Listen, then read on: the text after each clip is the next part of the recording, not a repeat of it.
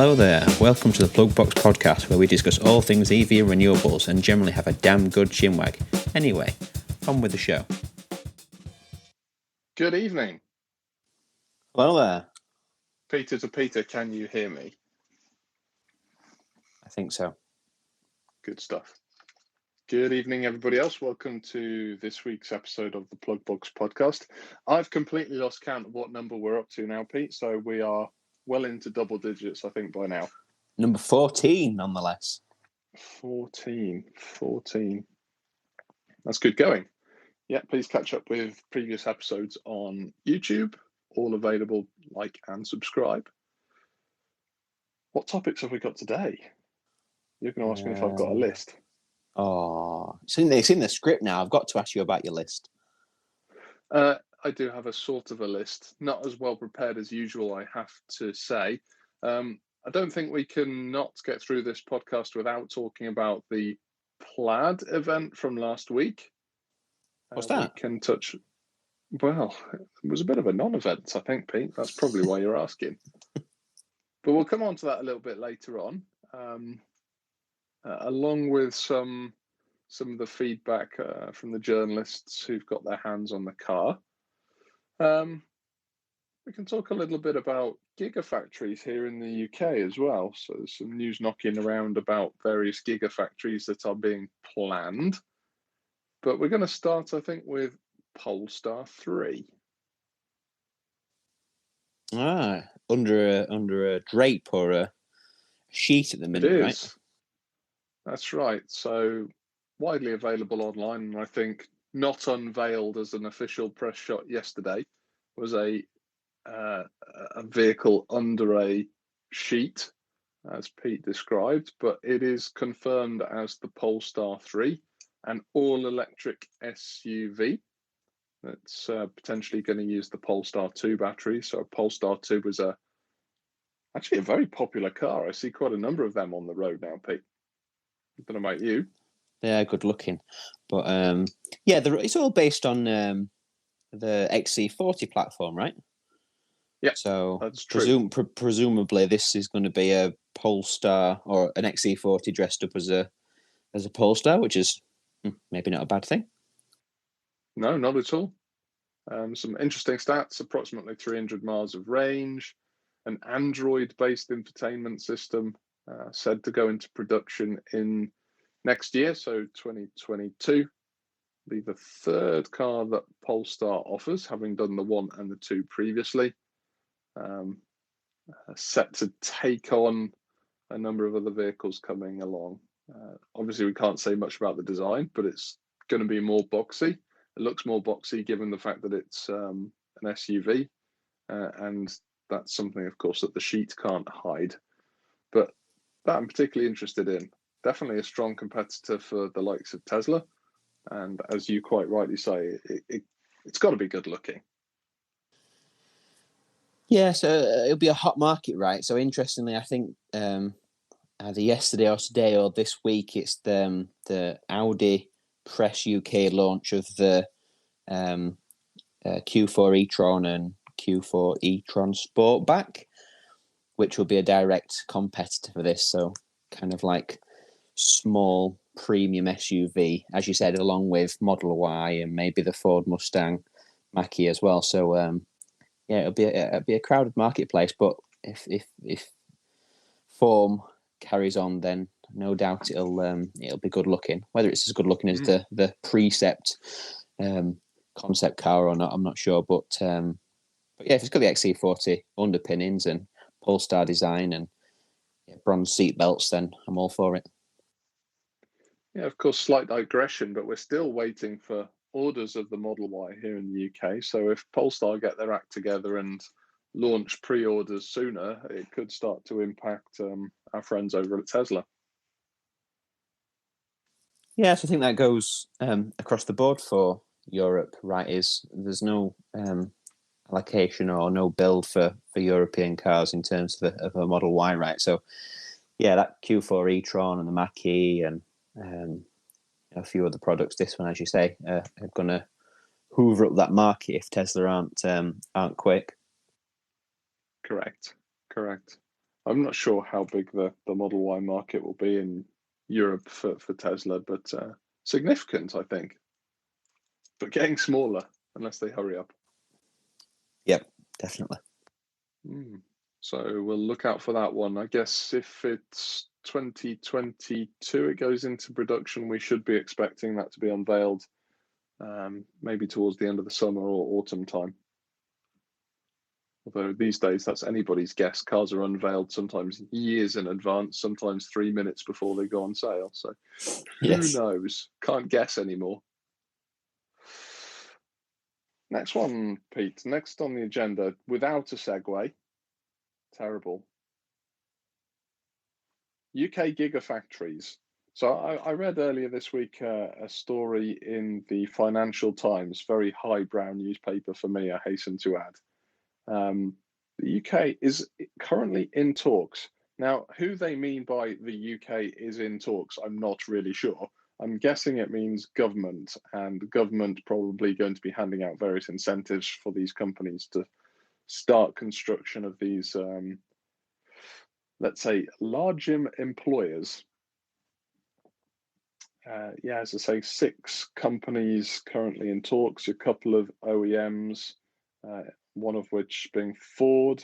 There's also conglomerates from LG and Samsung, a couple of startups, British Volt and Innobat Auto. So they're in talks with various local authorities about potential locations. So this is quite exciting for me. I think it's something that the UK is lacking at the moment. It's very notable by its absence. And if the government is continuing to push green credentials, then a gigafactory is something I think we need, not just for vehicles, but potentially home storage systems as well. Any comments, Pete? Yeah, I don't think it's just the UK, right? I mean, in recent months months rather than years, both France and Germany have been throwing money at at different startups and different companies to build localized production of battery cells, because it shouldn't come as a surprise that for the last 50 to 100 years, car manufacturers have made their own engines. So why should a battery pack be any different? Like, you can't outsource, or it's not easy to outsource that kind of component at volume.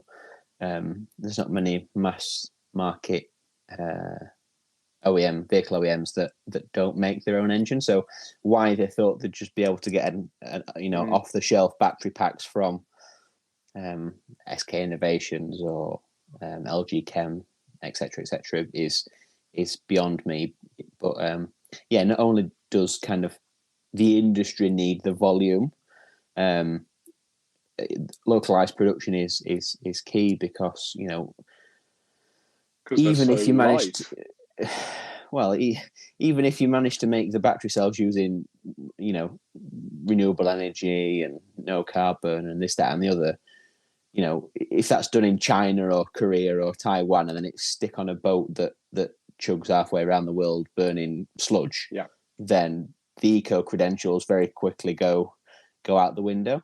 So, well, as I was alluding to with my terrible joke, that they are not a small or a light commodity. It makes financial sense, but even if we park for one moment the thought of shipping them around the world, that's expensive. So I'm certain that consumers of these commodities, predominantly OEMs in large volumes, are going to need them next door. I think that's typically what Tesla have been doing with their vehicle factories. They've been, by and large, parking a battery plant next door, so they just have to wheel them across the road. Yeah, and batteries, especially lithium-ion batteries, can be a bit finicky and a bit fussy. We won't talk about the thingy.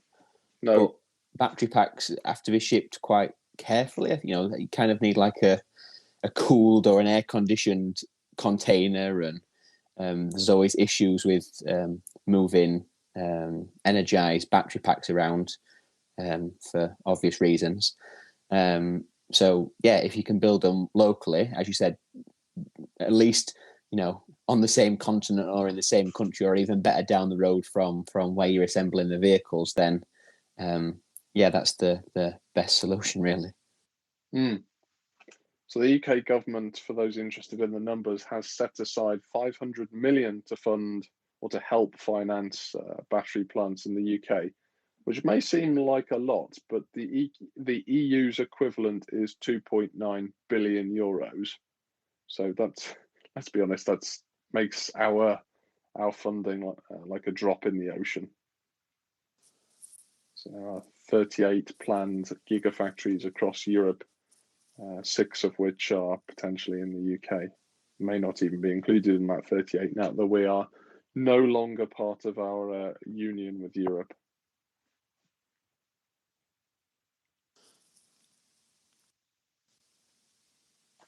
What's next, Pete? I think that covers that little portion. Oh, the biggest news of the week. Has to be the biggest news of the week. Is it news, though? I'm struggling to get excited. What about travelling 75 miles in a Renault Zoe? Oh, you've dropped this little item in there, have you? How You could we told me not a minute mention ago it? this also wasn't news. Well, it's not, but it's interesting, no? It is interesting. Yeah, go on then, Pete. Give us the lowdown.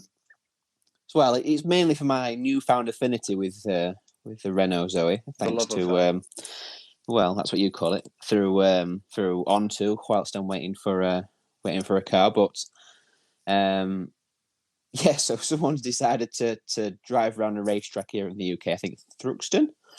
Mm-hmm. Very carefully, very cautiously, and presumably quite slowly, and has managed to I think travel 475 miles on a charge in a Renault Zoe ZE50, so the car that I've got currently on loan. And I'm not sure what it tells us really, because I guess if you drove a fossil car carefully, cautiously, and slowly, that'd go quite far too. But nonetheless, it shows, I guess, what you can do if you really need to eke some miles out, I guess.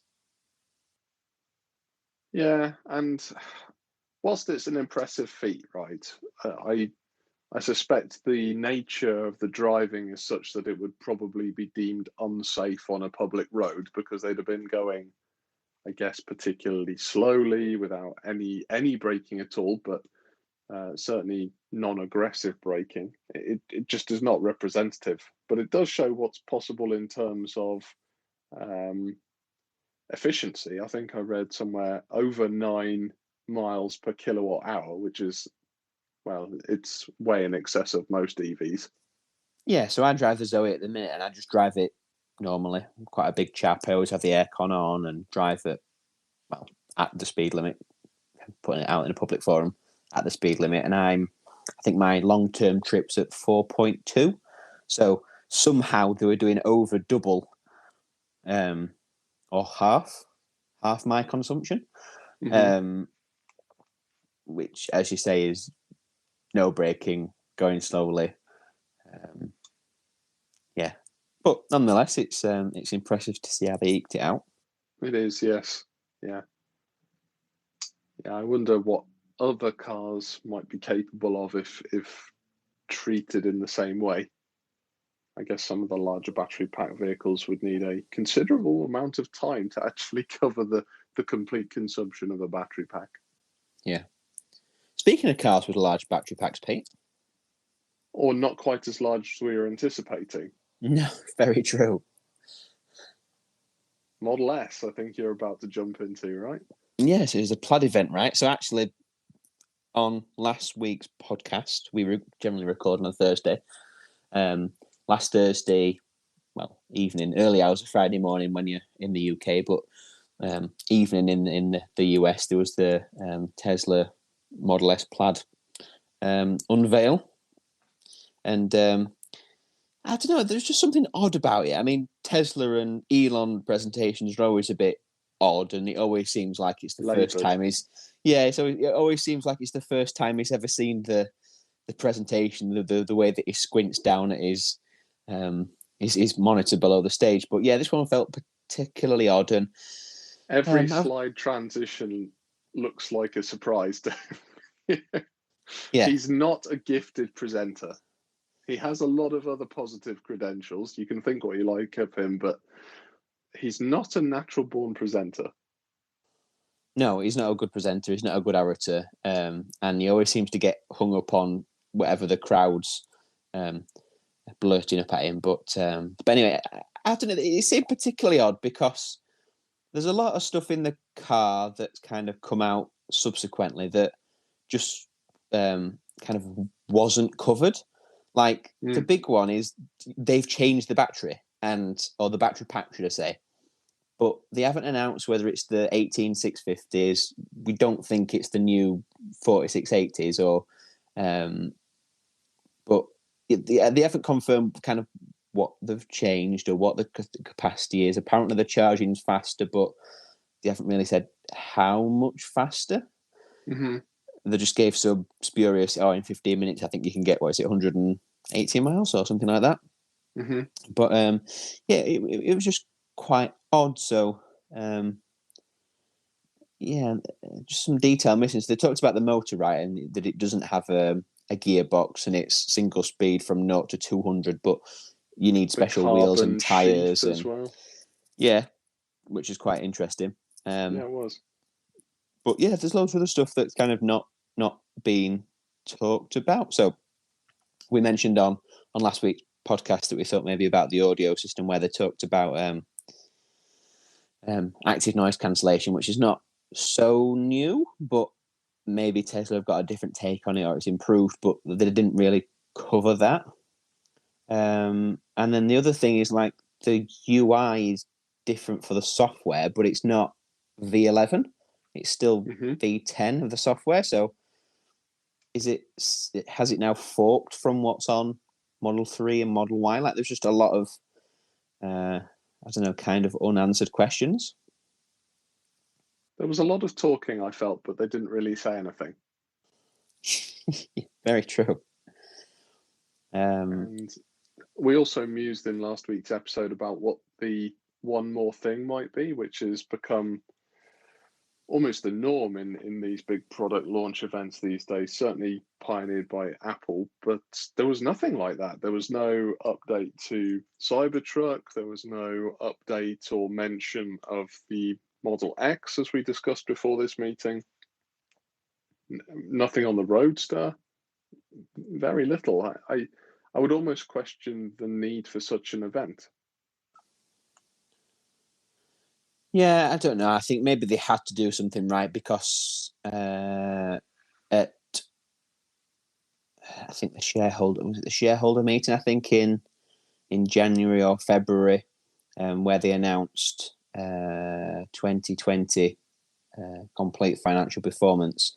They said that, I think in February that the car would be shipping within February, and it didn't, and it's now June. And last Thursday they delivered 25 cars, and 25 is not many. And presumably that's to friends, family, and people that aren't going to say anything bad about it. But the car now is getting into other people's hands. Yeah. And there's kind of a lot of reviews and whatnot floating around. And mostly positive. Very positive, in fact.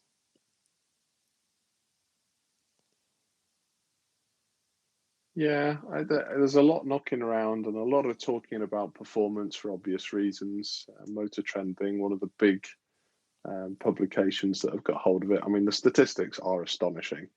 And I think everybody was a bit skeptical of what it might actually be able to do, but it seems to be delivering on its promises, certainly in terms of 0 to 60 times. And yeah.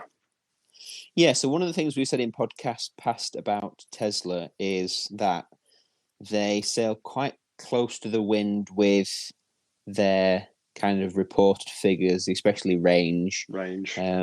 Maybe 0 to 60 times as well, where it's kind of the very best you could possibly expect. Whereas, Porsche, for instance, for years, have always sandbagged their performance statistics to account for passengers and luggage and bigger or smaller wheels or different tyre choices and on oncoming wind and all that sort of stuff. Whereas, Tesla seemed to always push to the limit. But the thing that kind of worried me when I was looking at the configurator, and this was back when there was still a Plaid Plus, is when you looked on the configurator and you got kind of the long range, then Plaid Plus. I think the long range has got a 0 to 60 time of 3.1, which is just silly. And then it was silly, for the base car, 3.1 to 60. But that would be too much even for me. Yeah, but then the Plaid 1.99, which we've now got kind of confirmed, and then the Plaid Plus, which is now no more, was less than 1.99. But you had to click on it to then see the asterisk, which was it involves a foot of rollout, which, what does a foot of rollout even mean? But, it's not a real world comparison. And that kind of should have been on the asterisk should have been on the front page, not buried in the small print. Because if you imagine a foot of rollout is kind of the time it takes for the tyre to like cross the laser on a drag strip, which is most people aren't on a drag strip, and the time it takes for the wheel to kind of make almost a full rotation and go past that laser. So, you remove not a lot of time, but relatively speaking, a good chunk of time in that foot rollout reduction.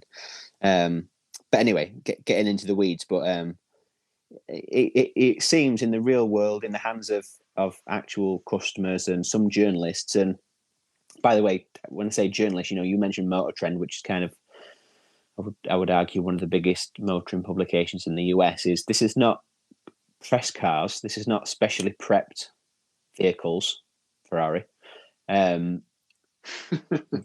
This is just cars that they've managed to get off people that have had the vehicle delivered. Yeah. And I think, as you said, with Motor Trend, they've had it on a drag strip, so a prepped surface, and did, I think, 1.98 correct to 60. Now, they had a bit of a grumble about, but you've got to put it into cheater mode and et cetera, et cetera. But most cars you have to put in launch control these days anyway, so I don't think that's so different. But I think the key one, and I can't remember what the number is, but they did it on the street as well. So not on a prepped, really sticky surface like what you get on a NHRA drag strip, and it was still just over 2. That's pretty good going, isn't it? Yeah, and we're not smart enough to be able to edit content into the podcast, but a kind of relatively well-known motoring journalist called Jason Camisa. I think he's worked at Motor Trend before and a few other publications. I think he now works at Hagerty, which is kind of like a publication or insurer in the US. Wrote a piece about it on his Instagram, which I'll kind of read some of, because he's neither pro nor anti-EV. Like, he's just an objective American auto journalist. And it kind of starts saying, verdict in Tesla Model S Plaid. Sorry, S-Class, your reign is over. And then he continues to say, Tesla's released basically no info on the Plaid except 1,020 horsepower and sub 1.99 seconds, not 60. I can verify that it's easily the fastest car in the world, ever, of all time, with nothing else close. I banged off a 2.14 second 0 to 60 with a V-Box, with a passenger, with the AC blowing, with only 63% left in the battery, and climbing a mountain. I've no doubt the magazines will see sub 2 second runs, which we've just mentioned with Motor Trend. But he goes on to say, but that's not the big deal. The big deal is that the speed doesn't relent. The Plaid Model S pulls as hard from 100 miles an hour as the Model 3 Performance does from 30. It just doesn't stop pulling. And then kind of the main thing that he says, kind of to read it all out, but towards the end of the piece is, it's Bugatti Chiron beatingly fast. It's kind of an everyday luxury car, kind of must say with apologies to Rolls-Royce, Bentley, Bugatti, Mercedes-Benz, and every automated truck on the planet, good luck catching up, you'll need it. And at $130,000, nobody has a chance. So here you have a mainstream American auto journalist who's neither for or against EVs particularly, saying it's as quick as what the manufacturer said out the box. He said some quite complimentary things about the new car interior. The yoke, take it or leave it, bit of a gimmick, but it's not the end of the world. And actually, compared to other manufacturers, the car is so far ahead. An interesting thing about Jason Camison actually is he has like a spreadsheet. So every car he's ever reviewed, he's got a spreadsheet with all the comments in. I think he's got 2,500 cars, something silly now. But anyway, as I say, the key point is the car does what it says on the tin and appears to be much further ahead of, well, every other automaker. That sounds to me like a remarkably good place to leave it for this week, Pete. Sounds good to me.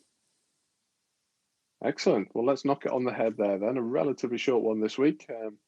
We acknowledged before this podcast that actually not so much info in the news this week. So we'll see what comes up next week, and we'll rejoin again for another episode of the PlugBox Podcast. Thanks very much, everyone, and thanks, Pete. Speak to you soon. Cheers. Bye.